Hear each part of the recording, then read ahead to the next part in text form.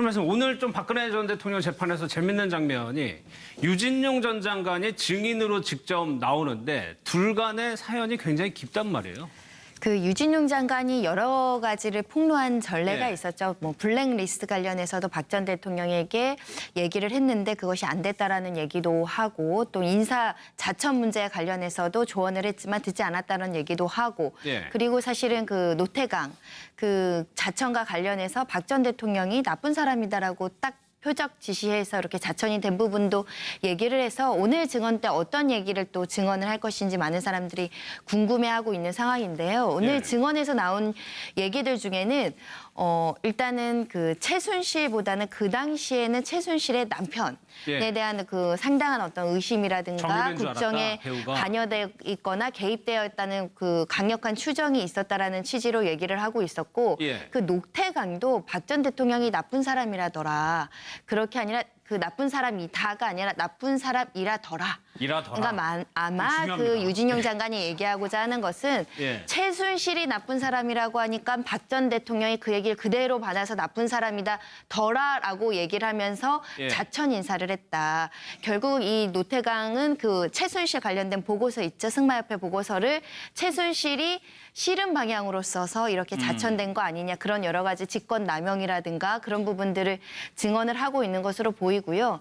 오늘 또 눈여겨볼 거는 유영하 변호사의 어떤 그 긴장관계입니다. 아니 그게 선생님 어떻게 되는 거예요? 지금 뭐 논쟁이 있었다고 하는데 왜 반말하느냐로 일단 조금 논쟁이 있었어요. 그러니까 유영하 변호사님이 이제 그 증인으로 나왔으니까 증인에게 질문을 하지 않습니까? 보통 변호사가 질문할 때 했습니까? 그랬습니까? 어땠습니까? 이렇게 이제 얘기를 하게 되는데 뭐 말을 놓는 사이인가? 이렇게 이제 약간 말이 짧았던 모양입니다.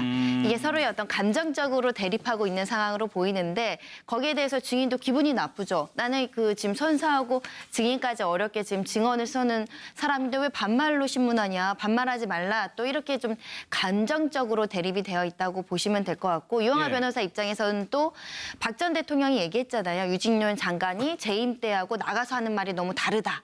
그런 식으로 사실은 유진용 장관에 대해서도 비판했었기 때문에 박 전 대통령을 변호하는 유영하 변호사 입장에서도 이 증인이 우호적인 증인이 아닌 거죠. 적대적인 증인이니까 말도 곱게 안 나가는 상황이고 그래서 이제 조금 서로 언쟁이 있었던 걸로 보입니다. 그러니까 유진용 장관은 박 전 대통령의 권한남용의 부분에 있어서 아주 핵심적인 증인이거든요. 그러니까 굉장히 감정적으로 자, 두 가지예요. 한 가지는 뭐냐면 박 전 대통령의 말을 지시를 직접 받은 사람이 증언하는 사람이 두 사람이에요. 안정범 수석과 그다음에 지금의 유진용 전 장관이에요. 다른 사람들은 이 사건과 관련해서 직접적인 지시를 그러니까 박 대통령의 워딩을 직접 들은 사람은 없어요. 아, 그러네요. 그렇죠. 정호성 비서관도 사실은 뭐 이 텍스트와 관련해서 이렇게 유출했다. 이것이 무슨 실질적으로 지시를 내린 상황은 아니거든요. 정호성 장관이 정호성 비서관이 그걸 할 위치도 아니고. 그러면 실질적으로 박 전 대통령이 무엇이라고 했다라고 증언할 수 있는 두 사람 중에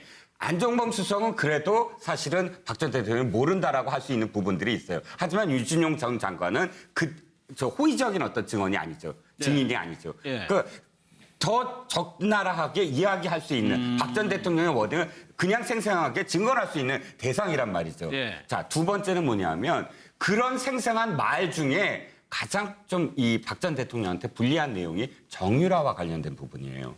승마와 관련해서 다른 블랙리스트 굉장히 중요합니다. 그런데 지금 이 모든 국정농단의 시발점이 사실은 정유라로부터 출발해서 삼성이 지원하게 되는 어떤 연결고리 아닙니까? 그러면 박 전 대통령이 삼성의 어떤 이 지원을 내가 모른다라고 하는 부분, 그러니까 승마와 관련해서 내가 모른다라고 하는 부분이 거짓말이, 그러니까 위증이 되는 그런 상황이 바로 노태강 국장을 고리로 한 나쁜 사람이라더라라는 지시하는 부분부터 시작이 돼요.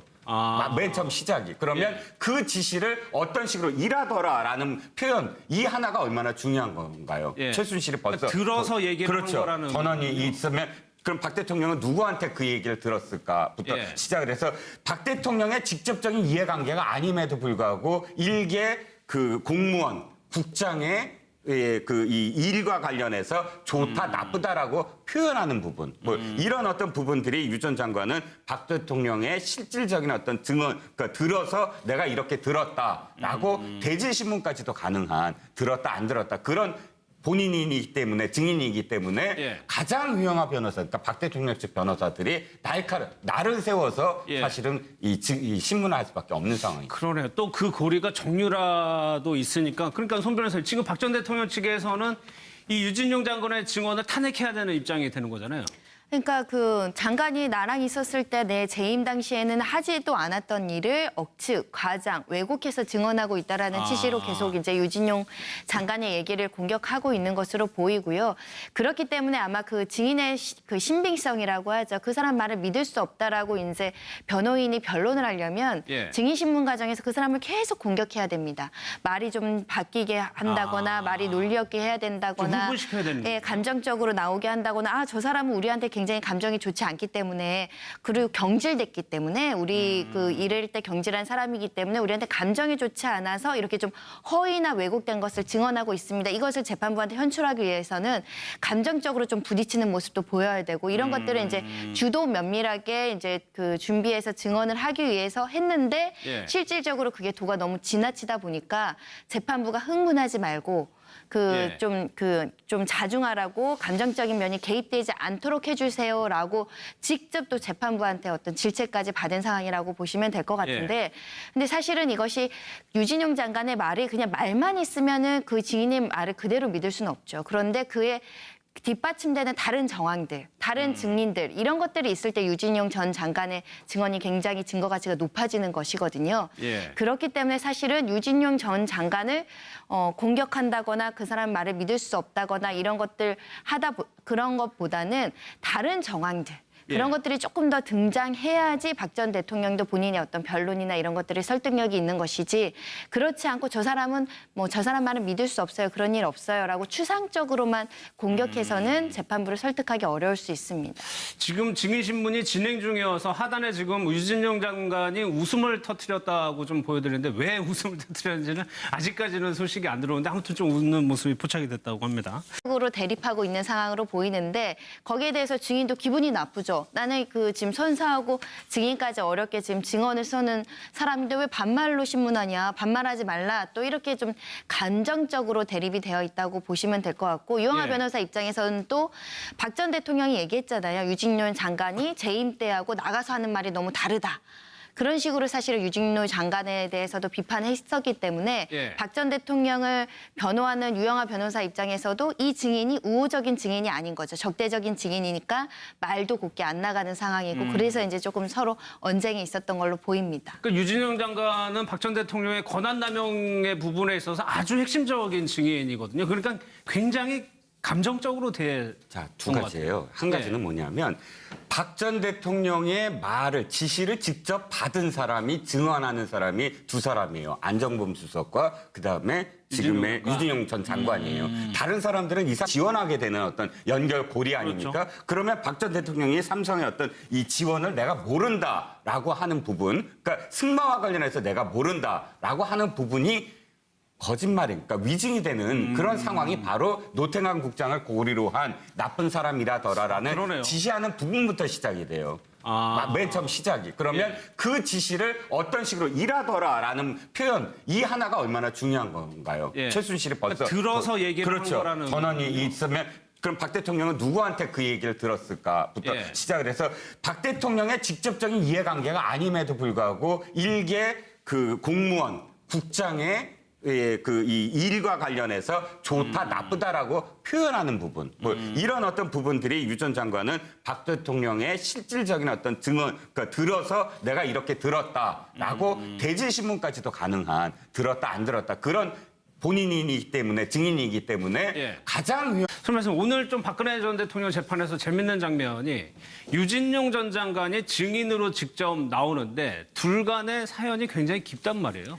그 유진용 장관이 여러 가지를 폭로한 전례가 예. 있었죠. 뭐 블랙리스트 관련해서도 박 전 대통령에게 얘기를 했는데 그것이 안 됐다라는 얘기도 하고 또 인사 자천 문제 관련해서도 조언을 했지만 듣지 않았다는 얘기도 하고 예. 그리고 사실은 그 노태강 그 자천과 관련해서 박 전 대통령이 나쁜 사람이다라고 딱 표적 지시해서 이렇게 자천이 된 부분도 얘기를 해서 오늘 증언 때 어떤 얘기를 또 증언을 할 것인지 많은 사람들이 궁금해하고 있는 상황인데요. 오늘 예. 증언에서 나온 얘기들 중에는 일단은 그 최순실보다는 그 당시에는 최순실의 남편에 예. 대한 그 상당한 어떤 의심이라든가 정유래인 줄 국정에 알았다, 배우가. 관여되어 있거나 개입되어 있다는 그 강력한 추정이 있었다라는 취지로 얘기를 하고 있었고 예. 그 노태강도 박 전 대통령이 나쁜 사람이라더라.